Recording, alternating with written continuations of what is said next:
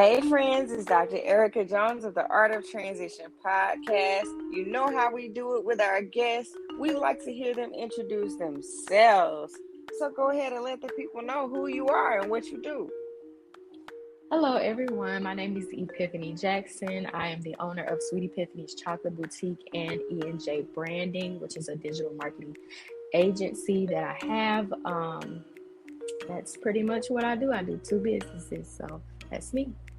You are juggling a lot. So just where you want to start? I think people may need an explanation of what a digital marketing agency is now. The Sweet Epiphanies, I see what you've been doing on Instagram, so we can get into that too. But let's start off with, what is a digital marketing agency and why is it important? So it's really branding and marketing, and I always tell people those are 2 totally different things. Marketing, you're basically advertising. You're putting your information out to people through paid advertisement, different things like that. So I pretty much help people understand what they need to market to their audience. So basically helping the audience and pushing out good marketing materials.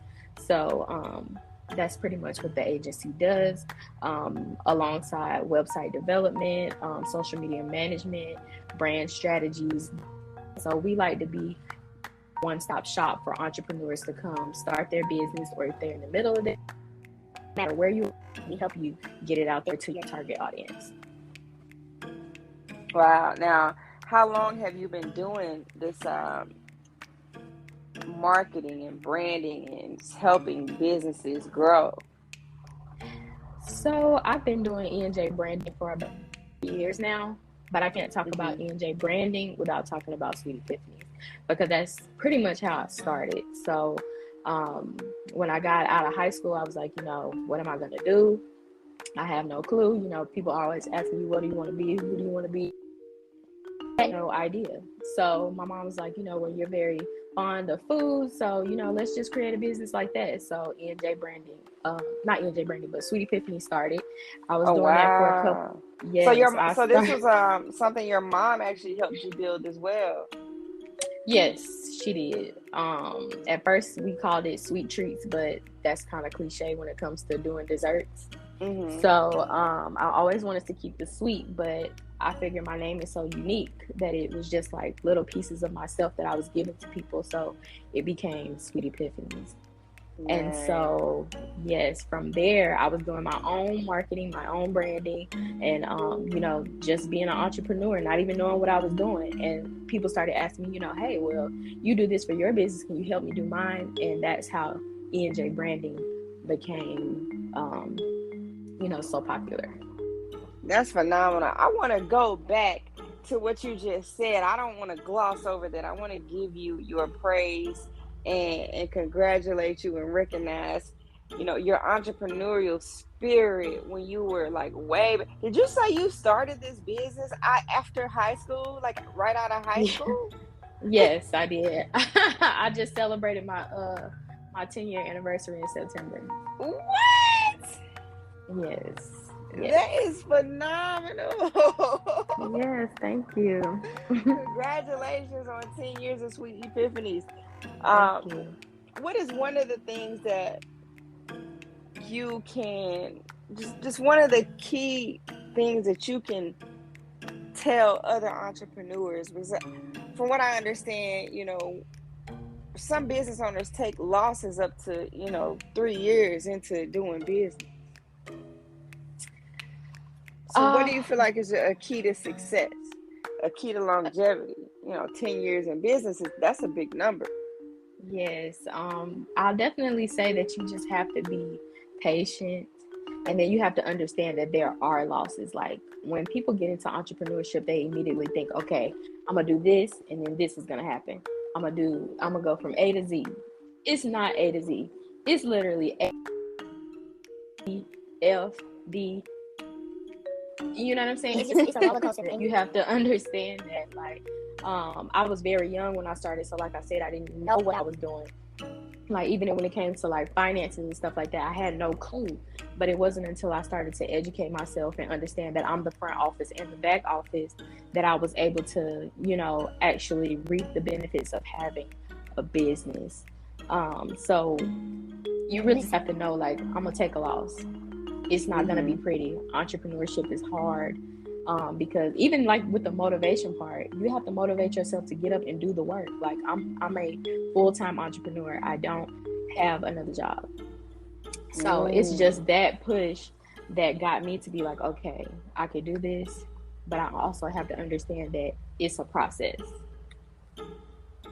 For sure. And what do you feel like in terms of resources has helped you with the process of being able to balance two different businesses? Because you got sweets where you're actually making these desserts, is that correct? Yes. Yes. I make the desserts, but the resources that I've had was really YouTube, like YouTube University, because I anything that I've ever wanted to do, it's kind of like I had the idea, but then I'm like, okay, let me just double check and see how somebody else did it, because I don't want to have to reinvent the wheel. That's another thing that entrepreneurs end up doing. They try to think that it was their idea first. I mean, it may very well have been, but somebody may have done something similar or something that can help you. So you just always want to double back, do your research. That way you could put yourself at point C from point A, A, B, C, but if you don't do that, then that's how you end up going to the A, the F, the L, and then back to A. And then, you know what I'm saying? So you kind of like eliminate that process in a way. Yeah, I love YouTube. I literally go on there when I don't know how to do something. Now, sometimes I end up down a rabbit hole because I get easily distracted. But typically, oh yeah, I end up finding, a solution to, to my problem. One of the things I really admire about you, for those who don't know, Epiphany actually redid my website for drericajones.com, and I could not figure out how to do those little book mock-ups to save my life. Now I do a lot of stuff on my own. I do a lot of stuff, like I publish my own books, but I could not figure out for the life of me how to do those book mock-ups. Man, Epiphany did it so quick. I was like, why didn't I call you sooner? Yes. Why didn't I call you sooner? Where have you been all my life? Look, a lot of times as entrepreneurs, we definitely try to do everything ourselves. It's like, it's just embedded in us. And I even do the same thing. But once we let go and, get others to help us, that's how we are going to succeed. Like, it's important for, us to work together. So, hey, I'm always here to help. For sure. I definitely appreciate you helping me get my site together, help me figure things out. What would you say in terms of just entrepreneurship? What other entrepreneurs, I know you mentioned your mom, who else has helped you along your journey? I would just say, because like I said before, I've always tried to do everything by myself. It's really been my family. Like, my family has always supported me near and far. Like, when I would do pop-up shops in Huntsville, Alabama, because that's where I went to college. Shout out to Alabama A&M University.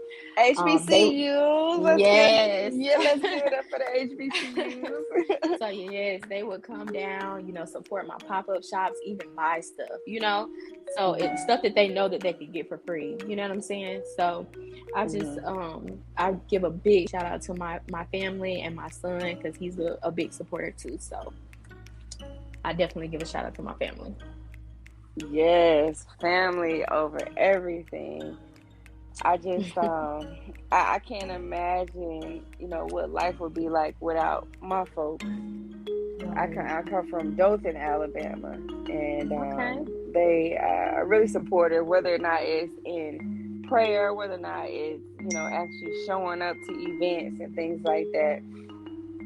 Family is really big. Can you speak a bit on, how important it is to have the freedom as an entrepreneur to spend with your family, and even how you balance life as an entrepreneur and as a mom?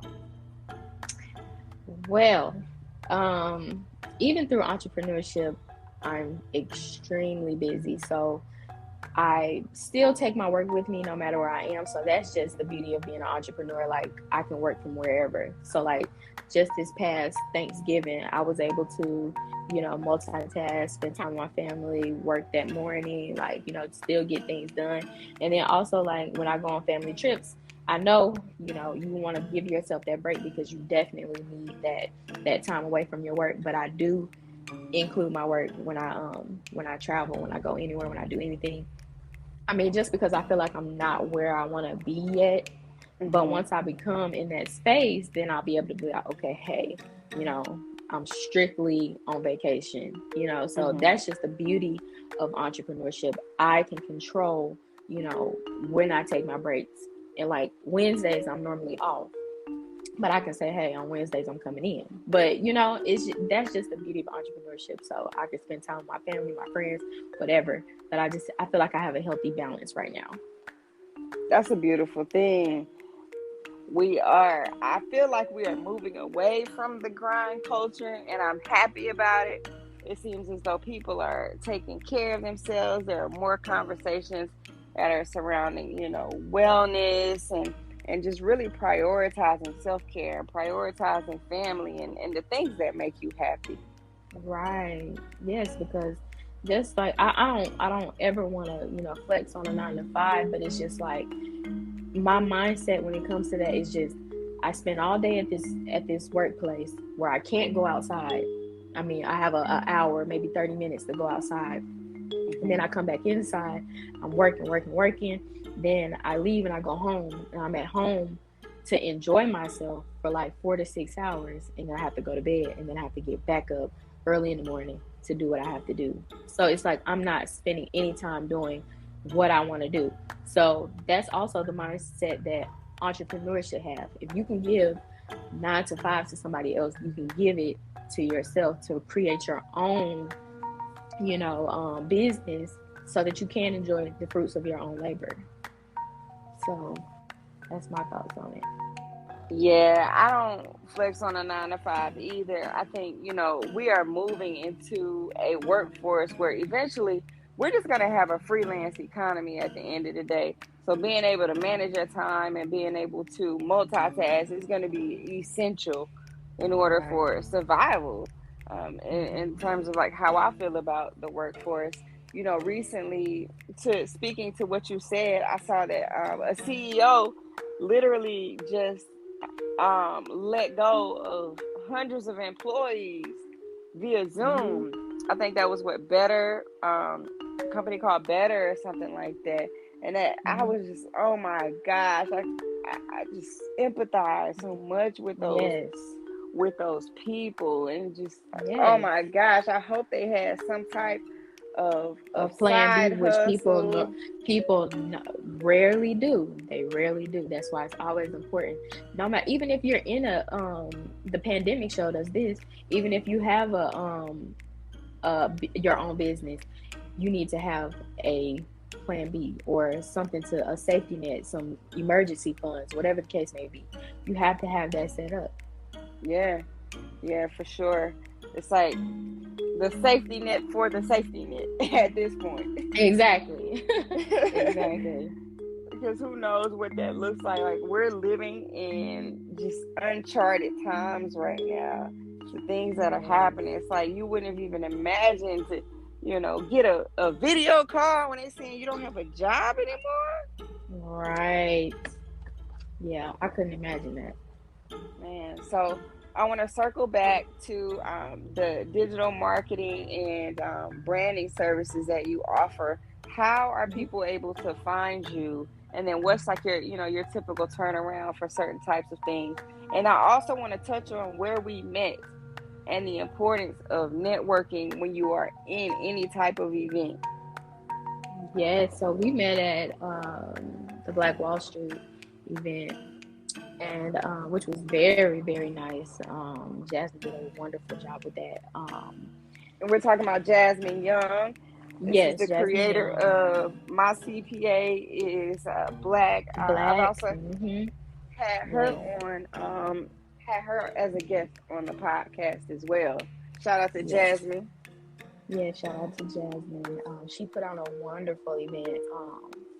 So yeah, that's where we met, and the networking with other Black entrepreneurs is a beautiful thing because like I said, us working together helps us not only to succeed but to circulate that Black dollar.